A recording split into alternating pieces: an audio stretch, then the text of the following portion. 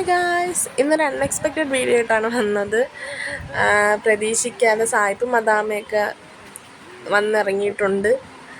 ഇവർ ടൂറിസ്റ്റുകാരാണ്. നമ്മുടെ Munro island കാണാൻ വേണ്ടി വന്നതാണ്.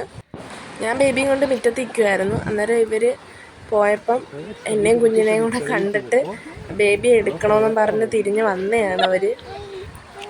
ഇവർ ഇസ്രയേലുകാരാണ്. കുറേ നാൾ കൊണ്ടൊന്നും സായിപ്പിനെയും മദാമയൊന്നും കാണാത്തതായിരുന്നു. ടൂറിസ്റ്റുകാരൊന്നും ഇല്ലായിരുന്നെന്ന് തോന്നുന്നു.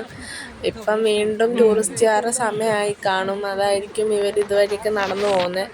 പണ്ട് സൈക്കിളിലൊക്കെ വരുന്നതൊക്കെ കാണാമായിരുന്നു. ബേബി കരയുന്നില്ല. എന്തായാലും അവരെടുത്തപ്പോൾ അവരുടെ കൂടെ സന്തോഷത്തോടെ പോകുന്നതൊക്കെ ഉണ്ട്.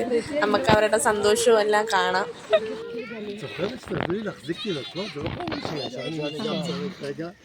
כמה פעמים? הוא רוצה חזרה את סבא. הוא רוצה את סבא חזרה. בייבי, זה תינוקת. רשיגה, נעים. എനിക്ക് ഈ വന്നതിനകത്ത് ഈ മദാമയാണ് ഗൈസ് എനിക്ക് ഏറ്റവും ഇഷ്ടപ്പെട്ടത്. നല്ല ക്യൂട്ടായിട്ടുണ്ടായിരുന്നു. വോയിസ് എല്ലാം നല്ല രസമുണ്ട്.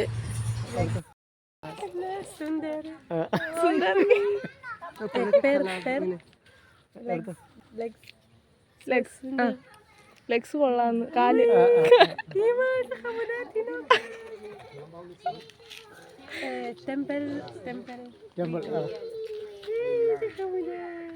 אימא, רק את לא חייבת לבנות.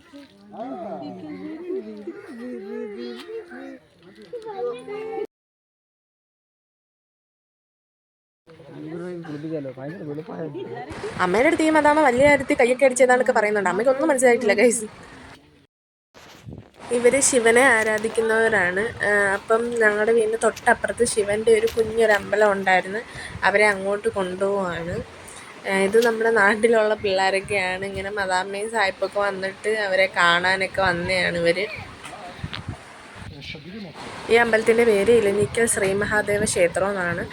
ഇവരൊരു ഉച്ചയാവാറായപ്പോഴാണ് ഗൈസ് ഇവർ വന്നത്. അതുകൊണ്ട് ഇവർക്ക് അമ്പലത്തിൻ്റെ ഉള്ളിൽ കയറാൻ പറ്റിയില്ല. ഇവർക്ക് കയറണമെന്നൊക്കെ ഉണ്ടായിരുന്നു. 5 മണി കഴിയുമ്പോഴാണ് നമുക്ക് നട തുറക്കുന്നത്. അല്ലെങ്കിൽ രാവിലെ വരണമായിരുന്നു. ഇവിടെ നിന്ന് നോക്കിയ നല്ല വ്യൂ ആണ് ഗൈസ്. മുണ്ടകപ്പാടം എന്നാണ് പറയുന്നത്. വള്ളങ്ങളും ഒക്കെ ഉണ്ട്.